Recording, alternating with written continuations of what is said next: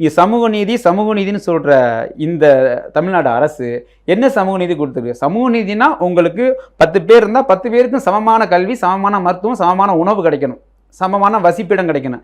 அதுதானே சரியான சமூக நீதி. ஆனால் நம்ம இப்போ இப்படிலாம் பேச வைக்கிறாங்க தமிழ்நாடு அரசு அல்லது ஸ்டாலின் அரசு அப்படி பேச வைக்கிறாங்க. சமூக நீதினா என்ன? எல்லாருக்கும் எல்லாம் கொடுக்கணும். இப்போ சமூக நீதி பேசுகிற திமுக அரசு உண்மையிலேயே நம்ம அவங்கள அவங்கள தாழ்வு இதில் சொல்ல அவங்கள நம்ம அவங்க சொல்கிற சமூக நீதி பிரகாரம் நம்ம பேசுகிறோம். நம்ம வெறுப்பில் பேசலை. அவங்க சொல்கிற சமூக நீதி அவங்க சமூக நீதி சொன்னால் அவங்க தெலுங்கரில் ஒரு குறிப்பிட்ட சமூகத்தை சேர்ந்தவங்க. அவங்க இருக்கிறதுலேயே குறைவான எண்ணிக்கையில் இருக்காங்க. அவங்க கடந்த 50 ஆண்டுகளாக தொடர்ச்சியாக இந்த தமிழ்நாட்டை ஆண்டு வர்றாங்க. அப்படி அவங்க சமூக நீதி பேசுகிற அவங்க என்ன செஞ்சுருக்கணும்? இருக்கிற தமிழர்களில் சமூக நீதியை பேசி இவருக்கு துணை முதல்வர் கொடுங்க, 2 ஆண்டுகளுக்கு இந்த அமைச்சருக்கு ஒரு முதல்வர் பதவி கொடுத்துருக்கலாம் இல்லையா? திருமாவளவன் கூட்டணி இருக்கார்ல, இவ்வளவு நாள் இருக்கிறார் இல்லையா? சமூக நீதினா நீங்கள் அவருக்கு ஒரு துணை முதல்வர் பதவி கொடுத்துருக்கலாம், முதலமைச்சர் பதவி கொடுத்துருக்கலாம்.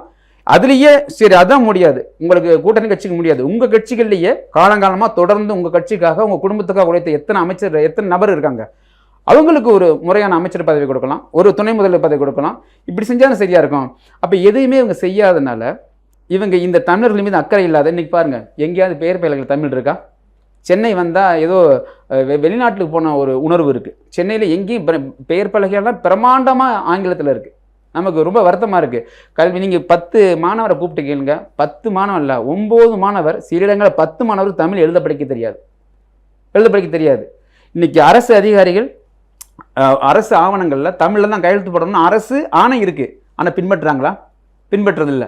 இப்படி ஏகப்பட்ட தமிழுக்கும் தமிழருக்கும் எதிராக அவங்க செயல்படுறாங்க. ஒரு படித்த IAS அதிகாரி உயிருக்கு உத்தரவாதம் இல்லைங்கிற நிலை வரும்போது எங்களை முறை சாமானியம் என்ன நினைக்கிறோம்னா, உண்மையிலேயும் திமுக அரசு திட்டமிட்டு தமிழ் ஆளுமைகளை பழிவாங்குதா, தமிழர்களை அழிக்குதா, தமிழர் நிலத்தை கொள்ளை போட்டுன்னு விட்டுக்கிட்டு இருக்கா அப்படிங்கிற சந்தேகம் வருது நமக்கு.